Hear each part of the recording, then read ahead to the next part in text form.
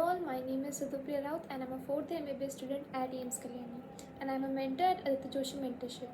So let's be honest today. तो बहुत बच्चों को यही लगता है कि 14 घंटे पढ़ने से ही एम्स कल्याणी में मतलब एम्स में पहुँचेंगे या कोई भी बहुत अच्छे कॉलेज में पहुँचेंगे, बट ऐसा नहीं है। मैंने भी बहुत लेस टाइम में बहुत एफिशिएंटली पढ़ के एम्स तक पहुँची हूँ मैं। तो दिस डजंट मीन कि आपको 14 घंटा दिन में पढ़ना पड़ेगा, ठीक है। तो अगर आपको सिलेक्शन चाहिए नीट में तो हार्ड वर्क मैटर्स, बट उससे ज़्यादा मैटर करता है आपका smart strategy and resource optimisation. And मैंने बहुत बच्चों को देखा है जो दिन रात घिसते रहते हैं, लाइक वो मतलब पूरे दिन अच्छे से पढ़ते हैं, ऐसा नहीं है कि वो टाइम पास करते हैं, उनको डिस्ट्रैक्शन है, but they are still stuck at 450 और 500, ठीक है। क्यों होता है? क्योंकि दे फोकस लेस, कि उनके पास एक स्ट्रैटेजीज नहीं होती है, वो बस पढ़ते रहते हैं, उसमें जो एफिशिएंसी होनी चाहिए वो नहीं होती है। तो इसीलिए आज मैं आप कंप्लीट वीडियो देखिए, तो मैं आपको बहुत सारी पॉइंट्स ऐसे बताऊंगी, बहुत सारी स्ट्रैटेजीज़ बताऊंगी जिससे आप अपना एक्टिवली एफिशिएंटली अपना प्रिपरेशन कर सकते हैं without spending lot of time into preparation. देखो, सबसे पहला स्ट्रैटेजी होता है हाई यील्ड मैपिंग। तो आपके पास एक ह्यूज सिलेबस है including physics, chemistry and bio. तो आप उसको कैसे स्ट्रैटेजिकली डिवाइड कर सकते हैं कि कौन सा क्या पहले करना चाहिए। देखो, हर चैप्टर का सेम वेटेज नहीं होता है, हर चैप्टर से क्वेश्चन नहीं आते हैं, हर पैराग्राफ या हर टॉपिक से क्वेश्चन नहीं आते। तो आपको पहले डिवाइड करना आना चाहिए कि हाई वेटेज टॉपिक क्या है, मॉडरेट वेटेज टॉपिक क्या है, लो वेटेज टॉपिक क्या है। तो आपको जब आप मान लो आपने एक बार अब सब पढ़ लिया, ऐसा नहीं है कि आप बस हाई वेटेज टॉपिक पढ़ के ही नीट में चले गए, ऐसा नहीं है। मैं ये वो स्ट्रैटेजी तब बोल रही हूँ जब आपका एक बार पढ़ाई हो चुका है, देन आप रिविजन कर रहे हैं या नीट से पहले वाला टाइम। तो तब आपको ये करना है, तब आपको हाई वेटेज टॉपिक पे ज़्यादा फोकस करना है, मतलब उसी से स्टार्ट करना है।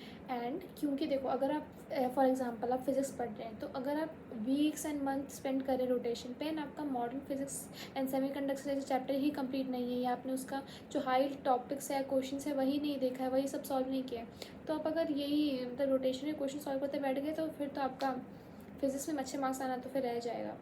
तो इसीलिए मैं बोल रही हूँ, जब भी आप स्टार्ट करते हैं हायर टॉपिक्स को पहले ही रिवाइज करना स्टार्ट कीजिए या पढ़ना भी स्टार्ट कीजिए। एंड फॉर बायो सेम, जैसे ह्यूमन फिजियोलॉजी, जेनेटिक्स एक्सेट्रा जो चैप्टर्स हैं उसको आपको पहले कंप्लीट करना है, मतलब बेसिक्स पहले कंप्लीट कर लिया, उसके बाद जब रिविजन पाएंगे तब आपको बेस क्लियर है आपका। अब आप हाई टॉपिक पर मेनली फोकस कीजिए। एंड जब भी आप नीट से पहले का रिविजन करते हैं तो आपको हाई टॉपिक्स पे ही फोकस करना है, आपको फालतू टाइम इस बाकी जो भी चैप्टर्स हैं उन पर नहीं देना। If you have time it is good enough, but अगर टाइम नहीं है तो हाई टॉपिक से ज़्यादा फोकस करो। And you can divide chapters into like must do, can do, need to do, can wait, ऐसा आप डिवाइड कर सकते हैं, मतलब कि आपको करना ही करना है, देन ये थोड़ा वेट कर सकता है, इस टाइप का डिफ्रेंशिएट कर देंगे तो आपके लिए ईजी होगा प्रिपरेशन का time.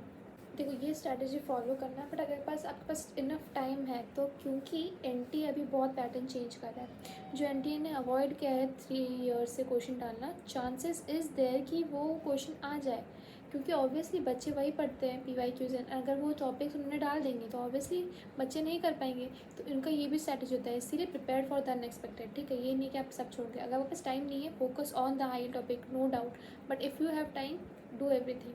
Next strategy is active recall method, ठीक है। बहुत बच्चे क्या करते हैं, बस पैसिव रीडिंग करते हैं, मतलब वो पढ़ते रहते हैं। देखो, आपको जब भी आप पढ़ते हैं तो आप बस हाईलाइट करते रह जाओगे, तो आपको वो एज अ टाइम वेस्ट चाहिए, बस हाईलाइट कर रहे हैं, आपके दिमाग में कुछ नहीं जा रहा है। तो always the first reading should be like बस आप रीड कर रहे हैं, देन सेकंड रीडिंग में जो आपका इंपॉर्टेंट है बस आपको उसी को हाईलाइट कर रहे हैं। आप अगर बस पैसिव रीडिंग करते जाएंगे तो वो आपको एक फेक सेंस ऑफ अचीवमेंट रहेगा कि आपने इतना सिलेबस कंप्लीट कर दिया, पर आप जब रिवाइज करने बैठेंगे, जब आप क्वेश्चन सॉल्विंग करेंगे, तब आपको रियलाइज़ होगा कि आपने कितनी बड़ी गलती की है। तो आपको जब भी पढ़ना है, आपको इस एम से पढ़ना है कि आपको इसके बाद क्वेश्चन सॉल्व करने हैं, उस वैसे कौन कौन से क्वेश्चन बन सकते हैं इस क्वेश्चन से, मतलब इस पैराग्राफ से। जब भी पढ़ते हैं उसको क्वेश्चन फ्रेम कीजिए, ताकि जब आप क्वेश्चन सॉल्व करें ना तो आपका एरर होने के चांसेस कम हो जाएंगे। देखो, एग्जाम में बहुत बच्चों का ये होता है कि मैंने तो ये पढ़ा था बट मुझे याद नहीं हो रहा है, बस इसीलिए नहीं हो रहा है क्योंकि आपने पैसिव रीडिंग किया था। अगर आपने उस टाइम पे एक्टिव रीडिंग किया होता, उसके बाद आपने क्वेश्चन सॉल्व किए होते, उसके बाद आपने PYQs देखे होते, उसके बाद आपने हाई टॉपिक्स को मार्क किया होता, ताकि आप जब रिवाइज करें सेकंड टाइम तब आप उसको बस उसी टॉपिक को पढ़ेंगे भी तो आपके मार्क्स ज़्यादा होंगे। तो अगर आप ये सब करेंगे तभी आपका मार्क्स इंप्रूव होगा। आप बस पैसिव रीडिंग करेंगे तो आपका इंप्रूवमेंट नहीं होगा। And try to revise after every 10 minutes, मतलब अगर आपने अगर एक टॉपिक पढ़ लिया है, रिवाइज में थोड़ा माइंड में सोचो कि मैंने क्या पढ़ा, वो कॉन्सेप्ट थोड़ा विजुअलाइज करो, उसको थोड़ा बिल्ड करो, तभी जाके वो रिटेन रहेगा, वरना तो बहुत कम चांसेस है कि आप एक ही पैसिव रीडिंग में सब कुछ रिटेन रख पाए। एंड सी आपने जब बना लिया एक शेड्यूल कि आपको पहले इन हाई टॉपिक पे फोकस करना है, देन इस पे उसको कंसिस्टेंटली फॉलो कीजिए। आप बस ऐसे शेड्यूल बना के उसको रख देंगे, बस उसको डिले करते रहेंगे, तो आप ही का नुकसान है। तो जब भी you are doing like giving a topic a time, तो उसमें शेड्यूल बनाओ कि मेरे को इतने टाइम में ही ख़त्म करना है, मुझे इतने टाइम में ही ख़त्म करना है। वरना आप अगर कोई ऐसा एम नहीं बनाएंगे कि इस दिन में आपको ये ख़त्म करना है, इस दिन आपको ये ख़त्म करना है, तो आप वो एम से हट जाएंगे और वो आप डिले करते रह जाएंगे। तो जो टॉपिक एक दिन में ख़त्म हो सकता है, आप उस टॉपिक को 3 दिन देंगे। तो इसीलिए हमेशा शेड्यूलिंग कीजिए। जब भी आप पढ़ने बैठते हो शेड्यूल करके ये मुझे पढ़ना है। एंड जब आपका नीट से पहला टाइम होगा, जब रिवाइज़ करे होंगे, तो आप अपने वीक पॉइंट से ज़्यादा फोकस कीजिए कि आपको ये वीक पॉइंट में फोकस करना है ज़्यादा, क्योंकि आपको जो आता है उसको भी नेगलेक्ट नहीं करना है, उसको भी रिवाइज़ करना है। बट अभी के लिए जो आपका वीक पॉइंट है पहले उसको देख के आना है। जो भी वॉलेटाइल फैक्ट्स वगैरह हैं, डेटा वगैरह है, वो सब आपको देखना है। देन आता है PYQ सॉल्विंग। आप जब भी एक चैप्टर पढ़ते हैं, मतलब फर्स्ट टाइम आप अगर एक बुक लेके बैठे, एक चैप्टर पढ़ा, जितना अच्छे से हो पाए उतना अच्छे से पढ़िए। देर आर चांसेस कि आप कुछ कॉन्सेप्ट मिस करें, दैट इज़ नॉर्मल। जब रिवाइज करेंगे तब वो कॉन्सेप्ट आएंगे। बट फॉर द टाइमिंग आपने एक बार पढ़ लिया NCERT, then go for PYQ और क्वेश्चन बैंक। उससे क्या होगा, आपको पता चलेगा आपने कौन से कॉन्सेप्ट लैक किए हैं, आपको पता चलेगा हाई टॉपिक्स क्या हैं, आपको पता चलेगा कि किस टाइप का ऑफ MCQs आते हैं, मतलब वेराइटीज़ ऑफ क्वेश्चन रहते हैं। बट आप बस एनसीईआरटी रीड कर देंगे तो आपको वेराइटीज़ ऑफ क्वेश्चन नहीं पता चलेंगे। मतलब आपको आंसर पता भी होगा, पर उन्होंने क्वेश्चन को ऐसे चूज़ कर रखा होगा कि आप वो आंसर नहीं कर पाएंगे। इसीलिए be prepared for the varieties of question. आपको एनसीईआरटी रीड करने के बाद क्वेश्चन बैंक देखना ही देखना है। PYQ तो मस्ट डू है। आप PYQs नहीं देखेंगे तो फालतू में टाइम वेस्ट, जो टॉपिक्स को नहीं देना चाहिए उनको भी देने लगोगे। एंड आफ्टर दैट जब आपने PYQ कर लिया, आप PYQ करके भी छोड़ नहीं देना। जो क्वेश्चन आपने गलत किए हैं, जो क्वेश्चन आपको नहीं आते हैं, जो क्वेश्चन आपने गेस किया है, वो सब क्वेश्चन आप देखेंगे, उसका डिस्क्रिप्शन देखेंगे, आंसर क्या था, क्या कंसेप्ट एरर हुआ आपको, वो चीज़ आप नोट डाउन करेंगे। या तो आप एक लॉग बुक बना लीजिए, एक बुक बना लीजिए मिस्टेक बुक, जिसमें आप सारी मिस्टेक नोट डाउन कर लो। या तो जिस बुक से पढ़ते हो या जिस नोट को आप प्रेफर करते हो, उसी नोट में सब हो जाना चाहिए। मतलब जो भी चीज़ आप मॉक टेस्ट देने से पहले रिवाइज करते हैं, वहीं पे या तो सारी चीज़ लिख देगी, या तो ये बुक में लिखिए, या तो मिस्टेक बुक अलग से बनाइए। पर जो भी है आपको कुछ इस पे काम करना है। आपको बस जो क्वेश्चन गलत हो गए उसको छोड़ना नहीं है, उन पर भी काम करना है। क्योंकि अगर छोड़ दिया तो देर आर चांसेस कि आप जो नेक्स्ट मॉक पेपर है या जो भी आप क्वेश्चन आगे सॉल्व करेंगे उसमें एरर होने के चांसेस ज़्यादा हो जाएंगे। एंड एनालिसिस का और एक फ़ायदा है कि आप जब MCQ को भी सॉल्व कर रहे होंगे, आपको पता चलेगा कि आपने सिली मिस्टेक्स किए हैं, तो आप सिली मिस्टेक के लिए भी प्रिपेयर हो सकेंगे। अगर आपको एक बंदा नहीं देख रहा है कि उन्होंने क्या सिली मिस्टेक्स किए, तो वो तो पक्का उस चीज़ को रिपीट करेंगे ना बाद में भी। तो इसीलिए सिली मिस्टेक्स भी पता चलते हैं। आपके कंसेप्ट भी जब आप नेक्स्ट मॉक पेपर देंगे तो उसमें भी ये एरर होने के चांसेस कम हो जाएंगे।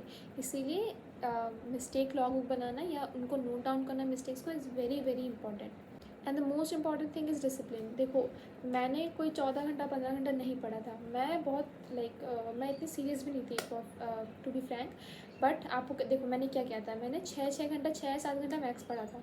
बट मैंने जब भी पढ़ा, मैंने उसको एफिशिएंटली पढ़ा। मतलब मैं क्या पढ़ रही हूँ उससे कुछ आउटपुट निकलेगा नहीं निकलेगा, मैं इससे क्वेश्चन सॉल्व कर पाऊँगी कि नहीं कर पाऊँगी। And I took adequate sleep. मतलब मैं पढ़ती थी, देन 2-3 घंटा सोती थी, देन पढ़ती थी, देन 2-3 घंटा सोती थी। आप पूरी तरह से सोने को नेगलेक्ट भी नहीं कर सकते। सोना इज़ वेरी वेरी इंपॉर्टेंट, ठीक है। तो आप पढ़ो, पर जब भी पढ़ते हो अच्छे से पढ़ो। कंसिस्टेंसी इज़ द मेन की, ठीक है। अगर आपने कंसिस्टेंसी, देखो मैंने थोड़ा थोड़ा पढ़ा, बट मैं डेली पढ़ती थी, ऐसे मैंने कुछ दिन मिस नहीं किया।